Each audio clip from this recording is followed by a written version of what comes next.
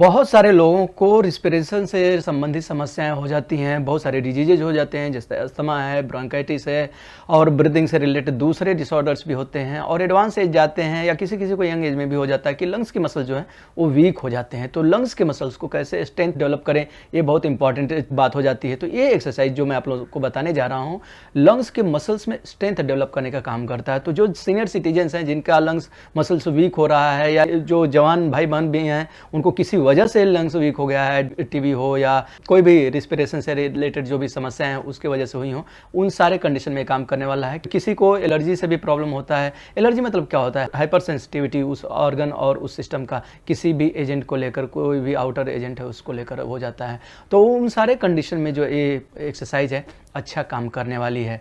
तो इसको बोलते हैं ब्रीदिंग एक्सरसाइज। इसको प्राणायाम से कंफ्यूज नहीं होंगे, प्राणायाम अलग चीज़ है और ये जो ब्रीदिंग एक्सरसाइज है अलग है। तो मैं आप लोगों को ये बता देता हूँ। पहले 4 सेट है, करना कैसे है ये आप देख लीजिए।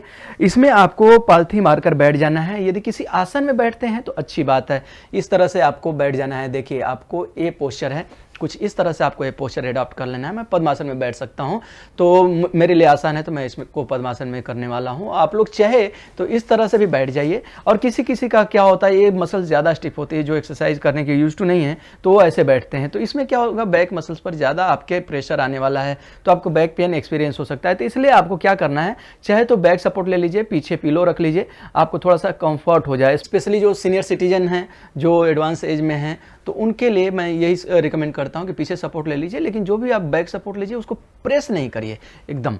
आपको नेचुरल स्पाइन को स्ट्रेट रखना है, बस आपने एज ए सपोर्ट यूज किया है। तो इसमें आपको क्या करना है ये आप देख लीजिए। मैं अभी पद्मासन में बैठा हूं। आर्म्स को ऐसे स्ट्रेट कर लेना है और सांस भरते हुए आपको आर्म्स को साइड में स्ट्रेच करना है, फ्लाई जैसे जिम में फ्लाई एक्सरसाइज करते हैं उसी टाइप से। तो यहाँ पर थोड़ा सा प्रैक्टिस चेंज हो जाएगा। सांस भरते हुए आपको जाना है, इस तरह से फिंगर्स को क्लोज रखेंगे।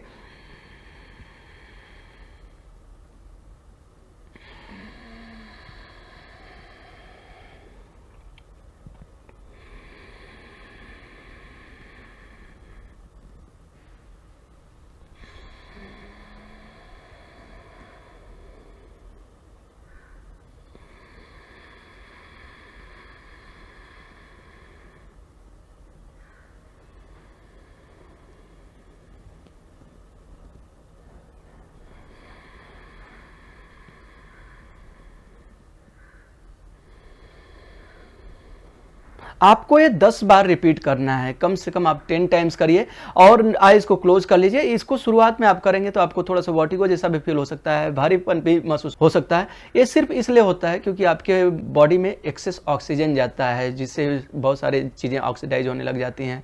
एक्सेस ऑक्सीजन की वजह से आपको हैवीनेस और थोड़ा सा वर्टिगो जैसा आपको फील हो सकता है। लेकिन जैसे ही आप प्रैक्टिस छोड़ेंगे, इमीडिएटली आपका 15-20 सेकेंड्स 30 सेकेंड्स में आप नॉर्मल हो जाएंगे। तो इसको लेकर आपको कोई टेंशन लेने की जरूरत नहीं कि अरे मेरे को तो चक्कर आने लग गया। और चक्कर आ रहा है तो आप ये भी कर सकते हैं कि रुक रुक कर करिए, 3-3 का सेट बना लीजिए, 5-5 का सेट बना लीजिए, अपने सुविधा के हिसाब से कर लीजिए। और आइज को क्लोज कर लेंगे तो उसमें आपको मेडिटेशन का भी फायदा मिलेगा, आप पोस्चर पर ज़्यादा कंसंट्रेट भी कर पाएंगे। तो आपको क्या होगा, डबल फायदा हो जाएगा। एक तो आपका जो माइंड बॉडी है वो भी अलर्ट होने लग जाएगा और आपका जो फिजिकल बॉडी है वो तो काम कर ही रहा है। तो पहला एक्सरसाइज ये था। और दूसरा, अब जो दूसरा एक्सरसाइज मैं आप लोगों को बता रहा हूं, इसको आप 3 एक्सरसाइज काउंट कर सकते हैं।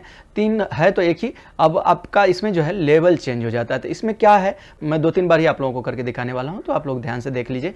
इस तरह से आपको फिंगर्स को इंटरलॉक कर लेना है, चेस्ट के ऊपर ऐसे लगा लेना है और सांस भरते हुए मैक्सिमम सांस भरेंगे। जैसे अंगड़ाई लेते हैं वैसे टाइप का ही करना है, लेकिन अंगड़ाई हाथ को ऊपर करके इस तरह से करते हैं और यहाँ पर आपको सामने करना है।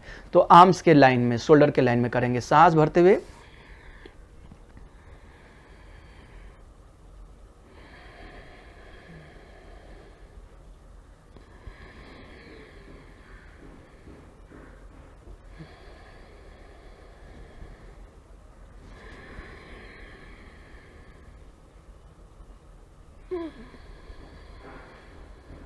डीप इनहेलेशन करेंगे, मैक्सिमम जितना सांस भर सके उतना भरते हुए जाएंगे और सांस छोड़ते हुए वापस आएंगे।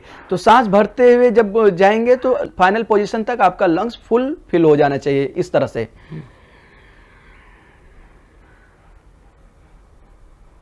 अब जब छोड़ते हुए आ रहे हैं तो लास्ट तक आते आते लंग्स आपका कंप्लीटली श्रिंक हो जाना चाहिए। कंप्लीटली जो है आपका ब्रेथ आउट हो जाना चाहिए।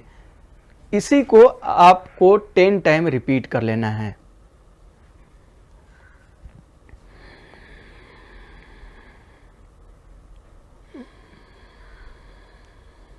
तो ये फर्स्ट लेवल था।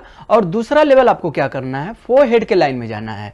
ये आपने फ्लैट किया, पैरेलल टू फ्लोर गए, अभी आपको ऊपर कर लेना है कुछ इस तरह से। अभी मैं इधर टर्न होकर दिखा देता हूं तो आप लोगों को और अच्छा आइडिया मिल जाएगा। ऊपर की तरफ शुरू से ही जाएंगे, ऐसा नहीं कि आप यहां गए और फिर आप ऐसे जाइए, नहीं, ऊपर की तरफ ही, शुरू से ही ऊपर की तरफ जाना है।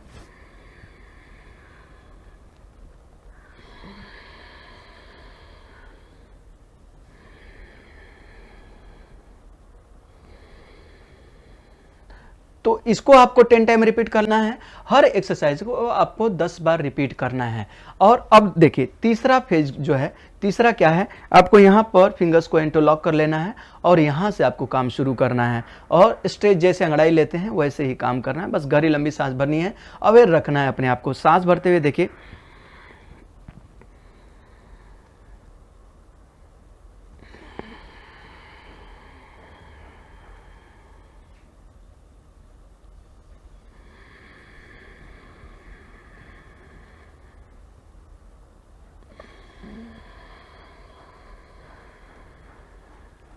और गहरी लंबी सांस भरने का एक एडवांटेज मैं आप लोगों को ये बताऊं, ये आपके टेंशन को भी, डिप्रेशन को भी कम करने में बहुत हेल्पफुल होता है। किसी को बहुत ज़्यादा स्ट्रेस हो जाता है, उसमें भी बहुत अच्छा काम करता है। देखिए क्या होता है, ये जो भी हमारे स्ट्रेस हैं, टेंशन है, एंजाइटी है, हमारे सांसों से ही जुड़े हुए हैं। हम सांसों को पकड़कर उनको करेक्ट कर सकते हैं। सांस को यदि हम गंभीर कर लिए, गहरी लंबी कर लिए, तो ये सारी जो समस्याएं हैं वो अपने आप टूटने लग जाती है, अपने आप दूर होने लग जाता है।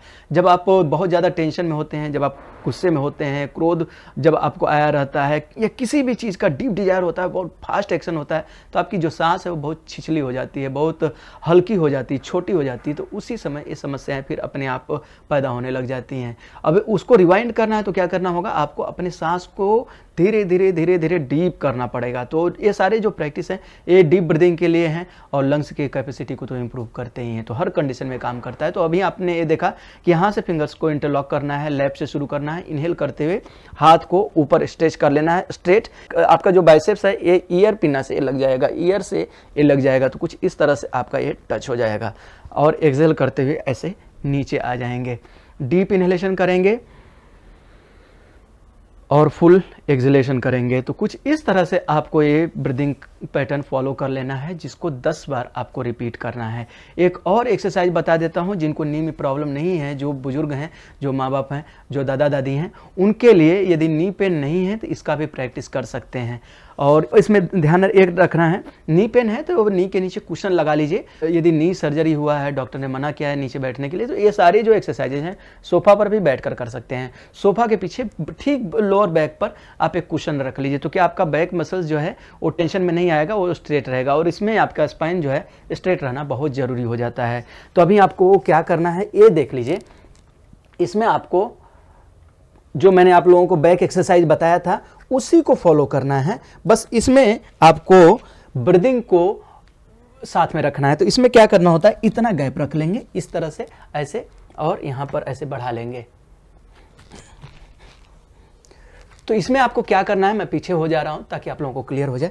तो इस तरह से ऐसे हाथ को बढ़ा लेना है और ऐसे आपको आगे रख लेना है, और ऐसे ही दोनों नी के बीच में इतना गैप रख लेना है और फीट को पैरेलल रखना है। अब इसमें क्या करेंगे, इसको बोलते हैं कैट एंड कैमल।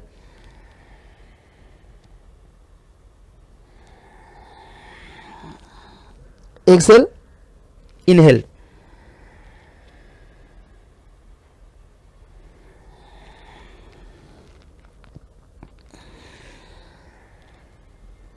एक्सेल करते हुए नीचे जाएंगे, इनहेल करते हुए ऊपर आएंगे। अब इसमें क्या होता है ना, लोग ऐसे शिफ्ट करने लग जाते हैं, इस तरह से शिफ्ट करने लग जाते हैं। ये शिफ्ट नहीं करना है, आपका जो लेग मूवमेंट हो जरा भी नहीं होगा। और एल्बो को ऐसे बेंड कर लेते हैं, जब नीचे जाना होता तो ऐसे एल्बो को बेंड कर लेते हैं। बहुत सारे लोगों को कराते हुए मैंने एक्सपीरियंस किया है, वो कॉमन समस्या है। एल्बो को बेंड करते हैं, जब नीचे जाना हो तो कुछ इस तरह से कर लेंगे, और जब पीछे जा रहे हैं तो ऐसे थाई को शिफ्ट कर लेंगे पीछे। ऐसे आपको कुछ नहीं करना है, आर्म्स को एकदम सीधा रखना है, स्टेबल रखना है। ऐसे ही आपको अपने नी से लेकर हिप तक के लेग के पोर्शन को शिफ्ट रखना है, अपर लेग को आपको फिक्स रखना है, वो शिफ्ट नहीं होगा।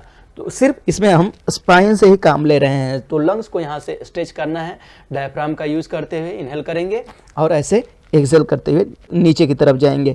तो नेवल को देखना है। तो ये ब्रीदिंग एक्सरसाइज भी आपको 10 टाइम फॉलो कर लेनी है।